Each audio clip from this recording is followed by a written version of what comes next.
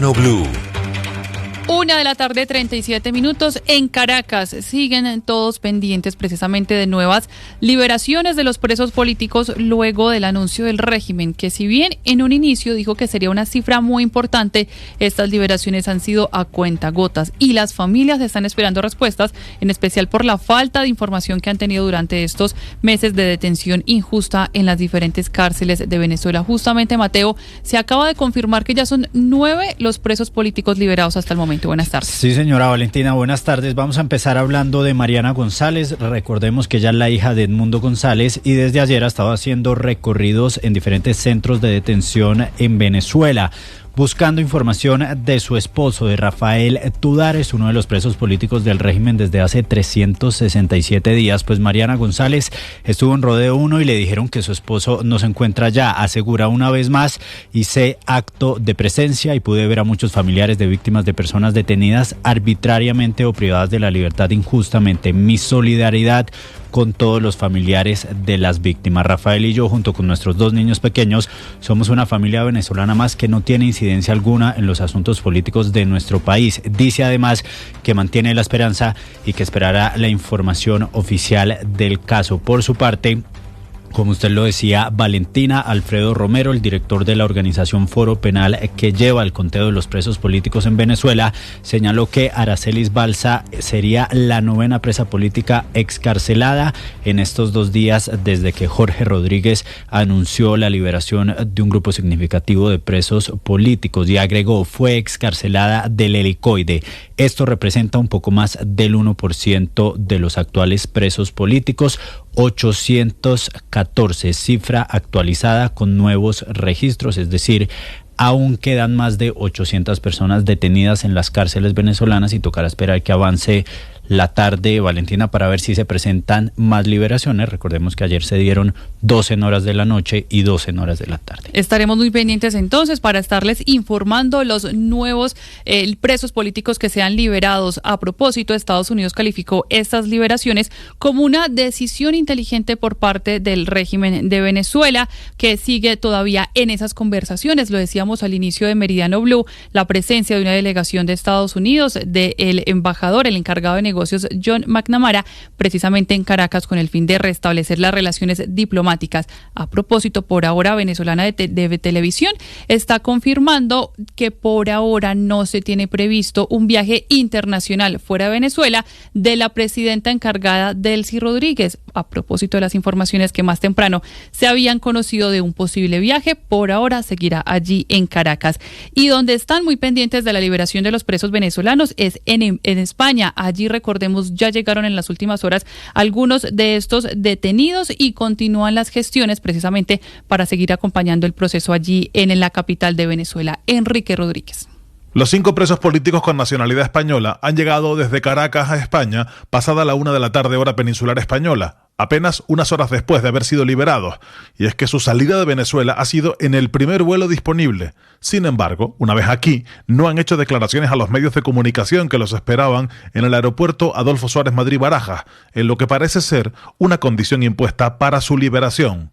Horas antes, el ministro español de Asuntos Exteriores, José Manuel Álvarez, había confirmado que el Ejecutivo español llevaba meses negociando esas liberaciones, al tiempo que se mostraba optimista en televisión española, aunque discreto, ante la posibilidad de que un 6º preso español recuperase la libertad. Nosotros estamos todavía pendientes de que pueda haber alguna liberación más, de algún nacional español más.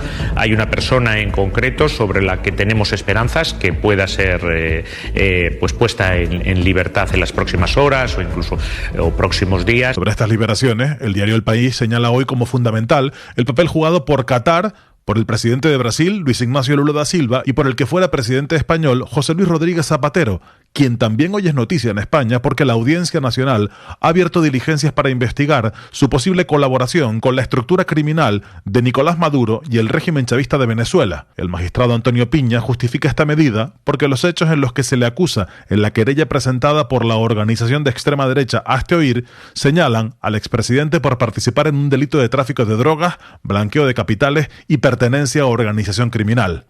Sobre Venezuela se han pronunciado esta mañana el Papa León XIV y el rey de España, Felipe VI, Ambos, en actos diplomáticos de sus respectivos estados, han pedido una transición hacia la democracia encabezada por los propios venezolanos. Mi llamamiento para que se respete la voluntad del pueblo venezolano y se trabaje por la protección de los derechos humanos y civiles de todos y por la construcción de un futuro de estabilidad y concordia. Deben ser, por tanto, los venezolanos, los únicos protagonistas de su propio destino. Sobre el Papa León XIV, hoy también se ha sabido que la Conferencia Episcopal Española ha propuesto a las ciudades de Madrid y Barcelona, así como el archipiélago canario, para un viaje del Santo Padre que tendrá lugar este mes de junio. Volviendo a Venezuela, a su futuro se ha referido el presidente Gustavo Petro, en una entrevista también con el diario El País, y a las presiones que sufre la actual presidenta Delcy Rodríguez, a la que ha definido como su amiga.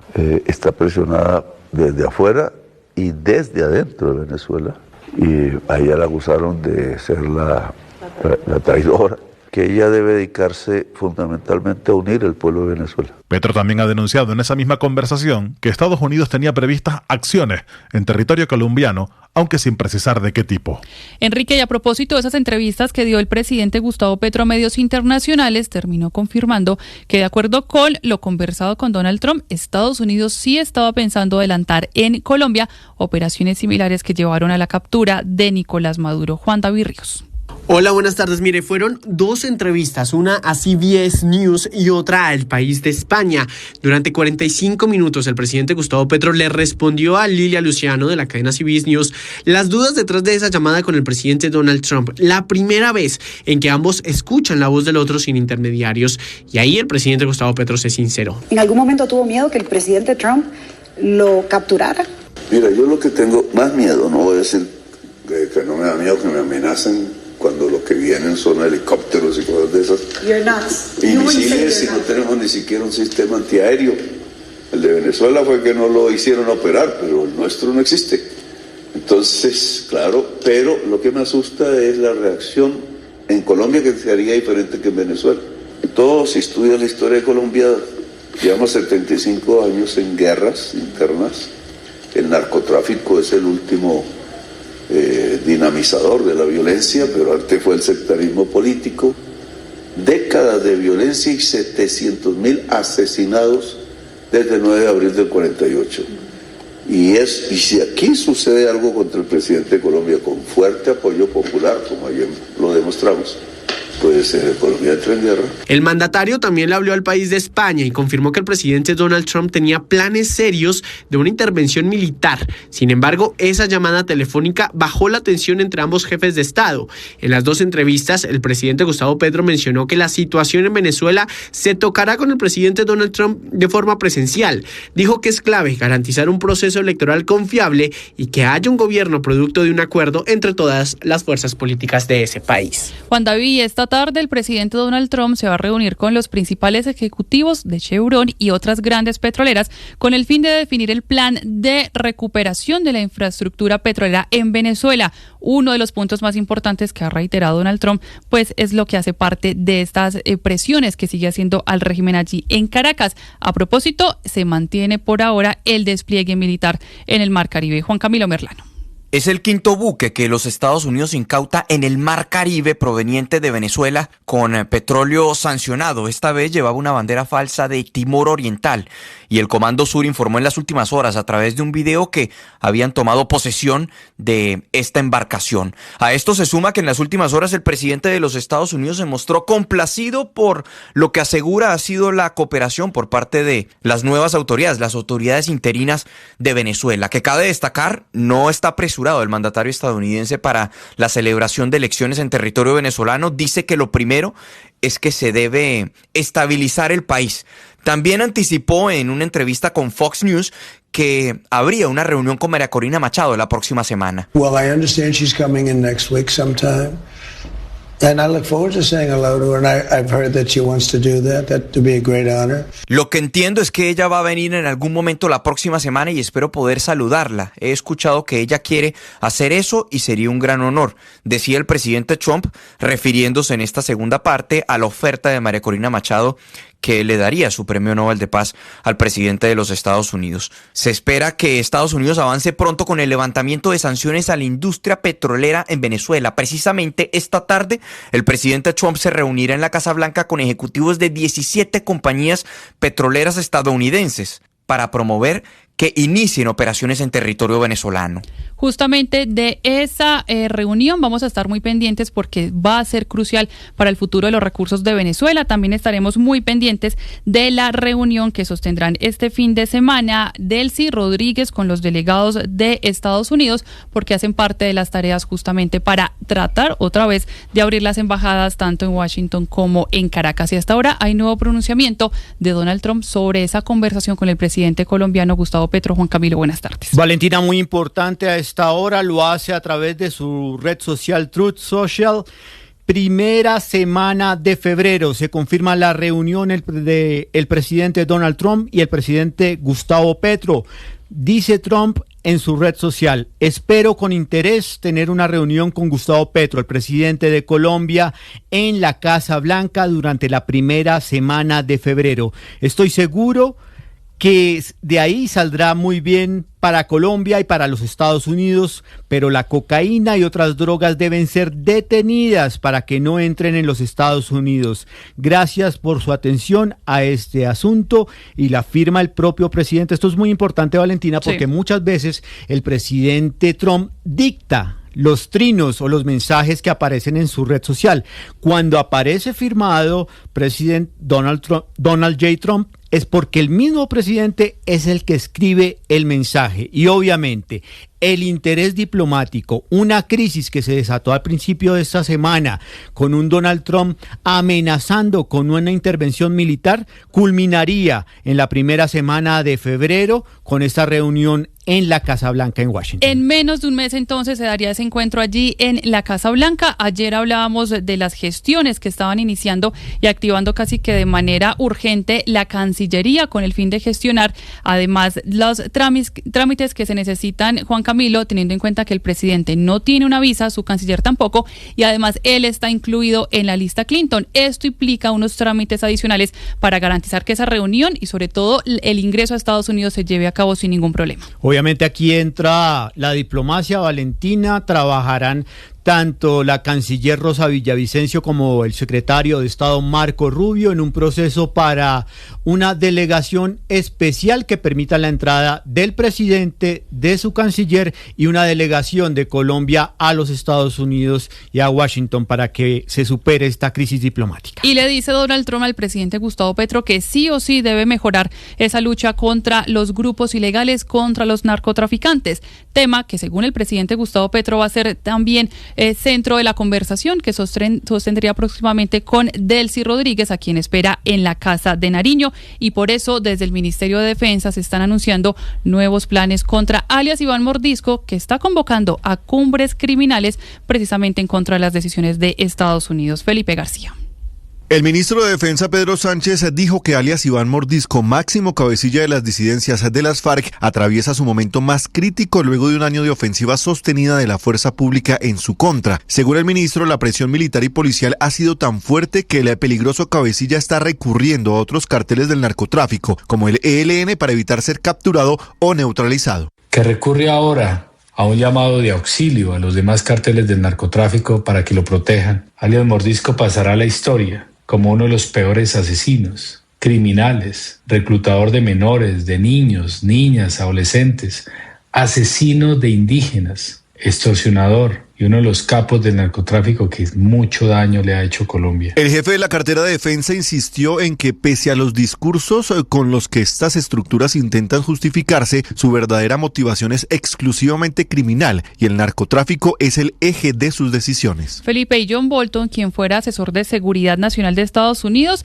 entregó su opinión sobre estos planes que sigue adelantando Donald Trump precisamente en su relación con Venezuela, pero también con Colombia a propósito de esta reunión que sería el en menos de un mes. Salima, buenas tardes. Valentina, buenas tardes. El ex consejero de Seguridad Nacional de Estados Unidos, John Bolton, en entrevista con Noticias Caracol en Vivo, se refirió al operativo estadounidense en Venezuela y a los intentos de presionar al gobierno de Nicolás Maduro, asegurando que, según su análisis, la prioridad del régimen siempre ha sido mantenerse en el poder. Bolton explicó que las personas que rodean a Maduro están dispuestas a hablar con cualquier gobierno, incluso con administraciones que han sido críticas, siempre y cuando eso les permita conservar el control. The trouble is the people in the regime today have as their highest priority regime preservation. So they're prepared to talk to Trump. They're prepared to send him some oil. En ese mismo contexto, Bolton habló del papel del petróleo y dijo que Venezuela cuenta con suficiente crudo para usarlo como un elemento de negociación. Sin embargo, señaló que este tipo de decisiones responden al interés de mantenerse en el poder y no a una intención de cambio político. Por otra parte, el ex asesor se refirió a la llamada entre los presidentes Gustavo Petro y Donald Trump y afirmó que este tipo de episodios reflejan la rapidez con la que Trump puede cambiar de postura y la ausencia de un plan estratégico claro. First Venezuela, then Colombia, then Cuba. I give President Petro credit. Must have been a difficult call to make. We'll find out what magic he worked on Trump. But it's important to keep in mind that Trump doesn't function like a normal person. And so, finalmente, Bolton afirmó que le da crédito al presidente Gustavo Petro al considerar que el acercamiento debió ser una decisión difícil y advirtió que Donald Trump no actúa como un líder convencional. Meridiano Blue.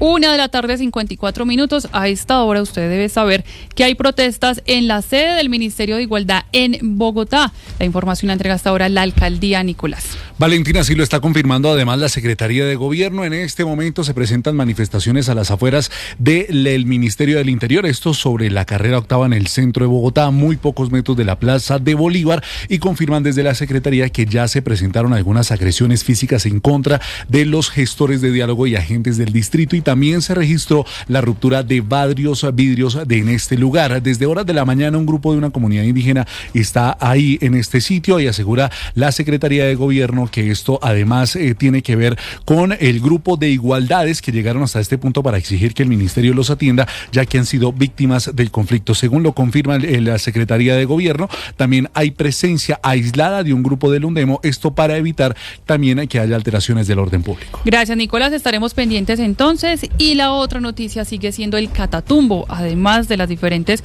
denuncias que hemos hecho de desplazamientos, de confinamiento de familias, tiene que ver con los ataques contra la fuerza pública. Están tratando de gestionar una liberación de los 5 policías secuestrados por el ELN. Sus familias están pidiendo que el gobierno le ponga la lupa a esta situación. Richard Quiñones. Eudoro Barrera es el padre del patrullero Carlos Eduardo Barrera, quien fue secuestrado el pasado 6 de diciembre en la ruta que conduce desde el municipio de El Zulia hacia el municipio de Tibú. Advierte que la situación es muy compleja para esta familia y viven un verdadero drama, todo por cuenta de la situación en la que incluso su hijo en todo momento tenía comunicación con él. Cuando no hubo algún tipo de información, supo que algo malo había ocurrido y es por eso que viajó hacia el Catatumbo para incluso pedirle a los mismos guerrilleros que lo dejaran en libertad. Primero que todo, pues yo para enterarme, porque yo siempre de costumbre yo le digo a él que me llame tan pronto llegue a esas ubicaciones. Él siempre era muy ordenado en eso. Papá, ya llegué. Él tenía que llegar a las 6:30, faltando 20 para las 7, y él nunca me llamó, nada. Entonces yo empecé a llamarlo, escribirle, nada. Eran las 7:15, yo dije yo no me aguanté. Me fui para la empresa de Peralonso a averiguar. No, ninguna razón. Agarré un pirata, me fui por allá al temple donde pararon el bus. Le decía al uno, al otro, gente que pasaba, díganles a esa gente que yo estoy aquí sentado esperando una noticia de mi hijo. Por ahora estas familias están pidiendo una prueba de supervivencia y le solicitan al ELN no hacerle daño a ninguno de esos 5 uniformados. También ya se reunieron con la Defensoría del Pueblo, quienes están acompañando este proceso tan complejo que viven estas 5 familias en el departamento de Norte de Santander. Y regresamos a Medellín porque ahora los docentes y pensionados del magisterio allí en la capital de Antioquia tendrán otro operador para la entrega de los medicamentos en medio de las constantes quejas precisamente por las irregularidades. Danilo, buenas tardes. Valentina, buenas tardes. Las fallas en la entrega de medicamentos a los docentes y sus familias fueron una de las principales alertas en Antioquia para esta población y hasta diciembre se registraron 1.469 quejas correspondientes además al 52% que estuvieron relacionadas directamente con problemas en la dispensación de estos elementos. Una docente afectada así lo relató a Blue. Con la farmacia anterior no se entregaban todos los medicamentos, entonces quedaban una manada de pendientes. Entonces improvisar con otras, empezar de cero. Sí, listo, nos entregan los medicamentos. Ahora será la Cooperativa de Hospitales de Antioquia la que asumió la entrega de medicamentos y dispositivos médicos para los docentes afiliados al Fondo de Prestaciones Sociales del Magisterio en los 125 municipios del departamento. Valentina. Recorramos el mundo en Meridiano Blue. 1:58 p.m. y la otra noticia en el mundo sigue siendo el intento por contener las protestas en Irán. Allí el gobierno está suspendiendo, el régimen que está en el poder suspendió los servicios de internet con el fin de estar frenando estas diferentes protestas. Los disturbios siguen poniendo a prueba la república en un momento en el que se enfrentan las presiones externas. Silvia Carrasco. Han sido 12 días de protestas, cada día más intensas y extensas, abarcando las 31 provincias de Irán.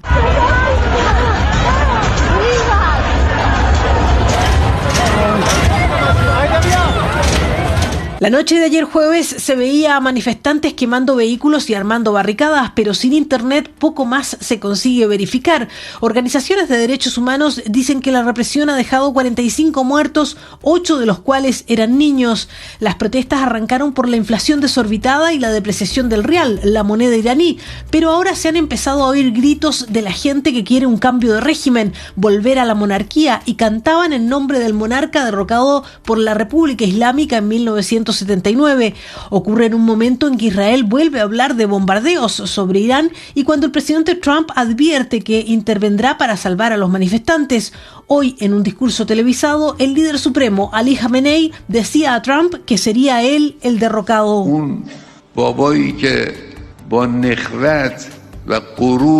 Dice con altivez y arrogancia está emitiendo juicios sobre todo el mundo, que él también sepa que por lo general los tiranos arrogantes del mundo, cuando estaban en la cúspide de su arrogancia, fueron derrocados. Este también será derrocado, dice Khamenei. También acusó a los manifestantes de actuar en nombre del presidente Trump. Estas protestas son la amenaza interna más grave del régimen desde 2022, cuando una mujer, Masha Amini, fue arrestada por supuestamente usar indebidamente un hijab y murió bajo custodia.